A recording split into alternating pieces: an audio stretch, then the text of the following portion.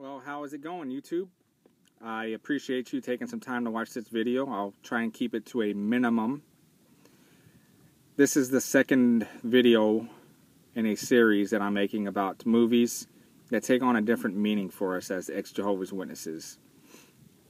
So this one comes from a suggestion by Matt714 on YouTube. He suggested the movie The Boy in the Striped Pajamas. And I watched that a few years ago. It kind of slipped out of my radar, but I think it's very appropriate for those of us who have left the Witch Tower.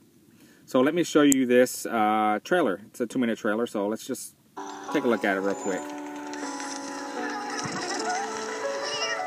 I know it's hard, but we're all having to say goodbye to our friends for the time being. Moving? Where to? The thing about being a soldier is that if your country needs you to go somewhere, you'll go. Think of it as an adventure, like in one of your books. Children, look. Our new home.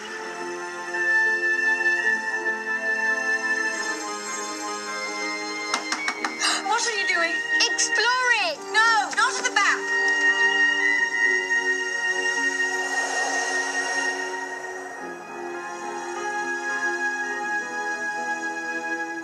Hello. How old are you?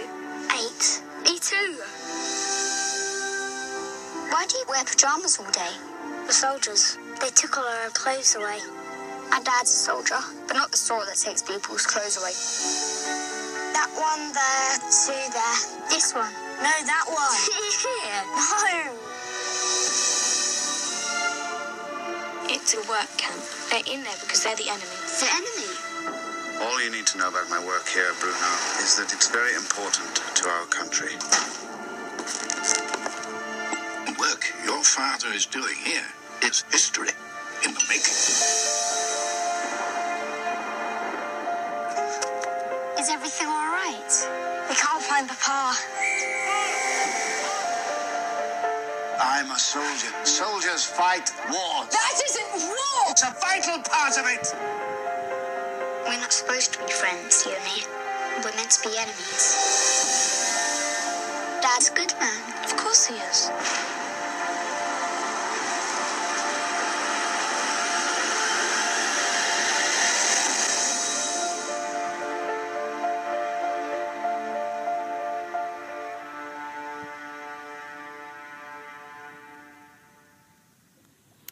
Now, of course, it's not coming soon, but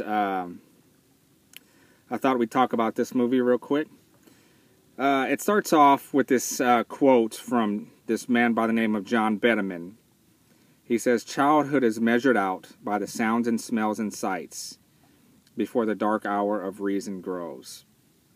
And he's just basically, I guess, saying how innocent we are before we grow up. The world is a dark place. So this movie takes place in Germany, and the boy is named Bruno, and his family moves to an army base. I guess it has a concentration camp within eyesight. And so at the new home, one of the maids tells Bruno, because he's pouting, he doesn't like it, all his friends are gone. So she tells him, one thing's for sure, sitting around and being miserable won't make things any happier.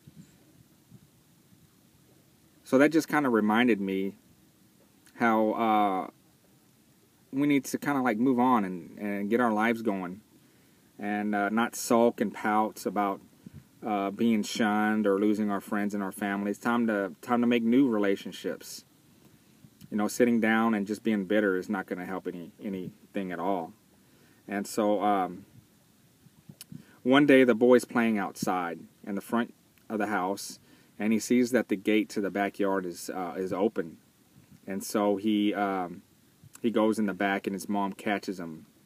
She's looking out the window, and she sees him, and she says, "Bruno, what are you doing?" And he says, "I'm exploring." And his mother says that the backyard was out of bounds for him. It's kind of like forbidden fruit. And so that just reminded me of how sometimes we go to these apostate websites that are out of bounds and not suitable for witnesses, because they'll cause us shipwreck and our faith will be stumbled, and all of that good stuff. So as the boy is getting familiar with the quote-unquote slavery that's going on in his house, he's swinging on a tire that's attached to a tree, and he sees some smoke kind of going up into the sky, and it intrigues him, so he stands up on his swing, and he's swinging higher and higher so he can get a better view, and then he falls down and hurts himself trying to find out what this smoke is. And so that's kind of like us when we learn the truth.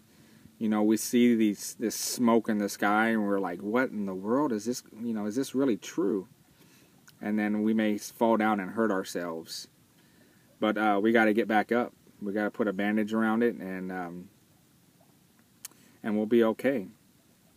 Now the father arranges for a tutor to homeschool his Bruno and his older sister.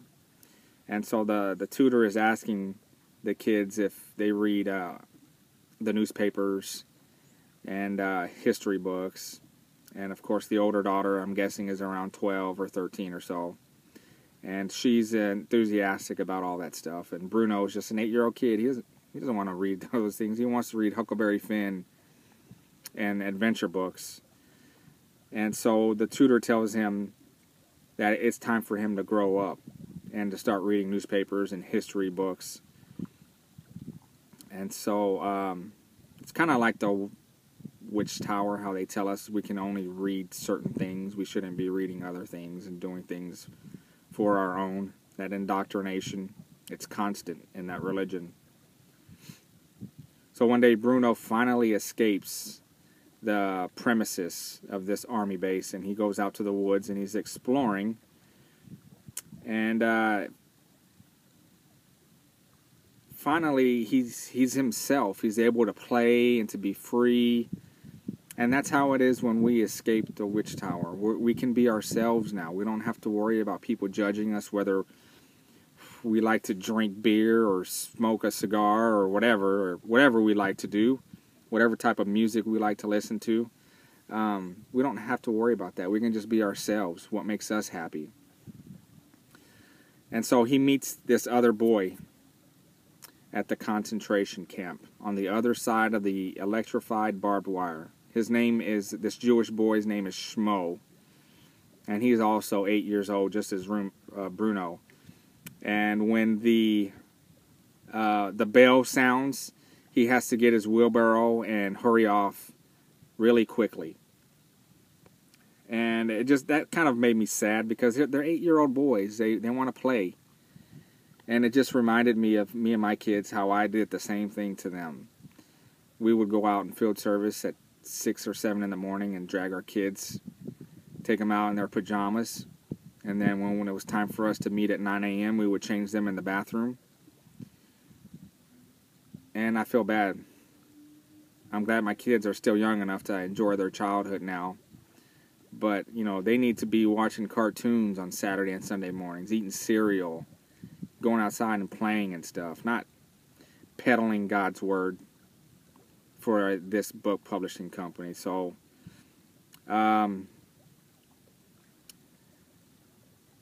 Caleb and Leah, I'm sorry I did that to you, and I'm going to make it up, and I'm going to make sure that you have an enjoyable childhood. Now, later on, Bruno's 12-year-old sister, she calls her country of Germany the fatherland. That was strikingly similar to what Jehovah's Witnesses call their religion, the mother. So I thought that was a little interesting. Now, Bruno tells his friend Shmo that a slave by the name of Pavel, he gave up being a doctor to peel potatoes. Now, of course, Pavel was a servant of the family there in the army base, and he was forced to give up practicing being a doctor and to start peeling potatoes. But I thought about all the witnesses who gave up careers to become a slave of the Witch Tower. It's sad. Or they gave up job opportunities, promotions at work. It's really sad. One of the soldiers tells Bruno's mother while they're getting out of the car one day, they smell worse when they burn. Of course, the soldier was talking about the Jews that they just burned to death. And Bruno's mother, up to this point, is in denial. She doesn't want to believe what's going on with her husband in the army. And so she's going through this cognitive dissonance, and all of a sudden she looks up and she sees this smoke, and it hits her like a ton of bricks. That's kind of how it is when we wake up. We have that cognitive dissonance at first, like, this can't be true. There's no way. And then we look up and we see the smoke, the tat smoke, the truth about the truth smoke up in the air, and then it hits us like a ton of bricks. Like, wow. I can't believe what I'm learning. So Bruno is struggling with this indoctrination of hatred of Jews, and really he can't buy into it. He can't buy into any of that stuff. And he says, can't there be any good Jews? And of course that's shot down because he's still innocent. He doesn't have that bias and that discrimination. Kind of reminds me how the Jehovah's Witnesses treat us apostates. We are mentally diseased, spiritually diseased. We're led by Satan himself. And the Jehovah's Witnesses are supposed to hate us. They're indoctrinated. They're drilled into thinking that. So one day, Bruno, he goes home. He goes inside, and his father and the fellow soldiers are watching a propaganda movie made by the Germans for the Jews about these concentration camps. And he kind of steps up on some boxes, and he looks in, and he sees this movie.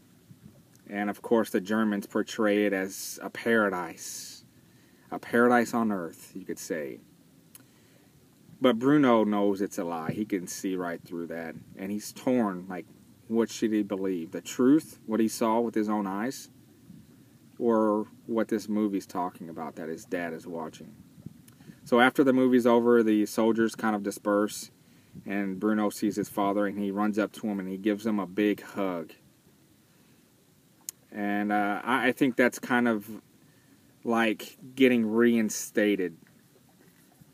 Even though we may know there's something wrong with this religion, I certainly thought there was something wrong with it being reinstated twice before.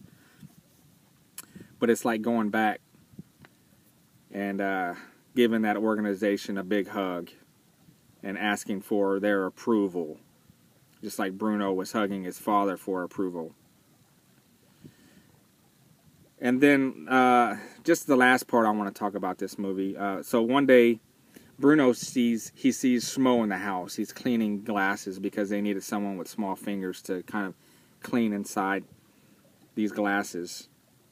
And so he's talking to Schmo, and he gives him a bread or some sort of pastry. And of course, Bruno's hungry all the time, so he's just, he is just going to town on that pastry. And Bruno just kind of laughs at him like, "Why are you eating so fast?" And then what do you know? Behold, a soldier comes in and sees Schmo eating. This Jewish 8-year-old boy eating. And he says, "Have you been stealing?" And Schmo with the, my cheeks are already big anyways, but, he's got these pastries. And he tells him, "No, he gave it to me. Bruno, that's my friend. He gave it to me." And so the soldier turns around, and he gets in Bruno's face, and he asks him something like, "Is this true?" And of course, Bruno is just scared out of his mind. And he says, No, this is not true. I don't even know him. Sorry, that's a bad German or English accent. But Bruno ends up denying his friend Schmo. He denies knowing him, and he denies giving him that pastry. So, of course, Schmo is taken away, and Bruno is torn. He starts crying. He's weeping. It's kind of like Peter denying Jesus 3 times. That kind of sort of deal. And so he goes to the electrified barbed wire to go meet Bruno day after day. And so finally he sees him. And he tells Schmo that he's sorry. He thought that he wasn't going to be his friend anymore. And so he asks Schmo, you know, can you forgive me? And so he looks up and he's got a black and red eye, probably from the beating that he had taken. So Schmo says, yeah, I forgive you. So, can we forgive the Jehovah's Witnesses? They cause a lot of harm to us. They give us black eyes. They beat us up all the time. They throw rocks and stones at us. They hate us. Our family hates us. Our friends shun us. They don't talk to us. But can we be the bigger person and forgive them? That's tough. It really is, especially when it comes to our family treating us that way. Because it hurts more when it comes from our family. And this is for those of you who have a mate that's still stuck in the religion. Man, my heart, it goes out to you. It's tough, I know it. It's not the easiest thing. And we may even blame our mate for a lot of the things that we're going through. I certainly do. But can we be the bigger person, the bigger man, the bigger woman? I need to follow my own advice. And so, yeah, if Schmo can forgive Bruno, let's try and forgive the Jehovah's Witnesses. So, anyways, that's my take on The Boy in the Striped Pajamas. I hope that you were able to watch that movie. And again, I should have said spoiler alert in the beginning. But maybe around the 10th movie, I'll get that down and I'll announce that in the very beginning. But it's a very good movie. Grab your Kleenex. It is emotional.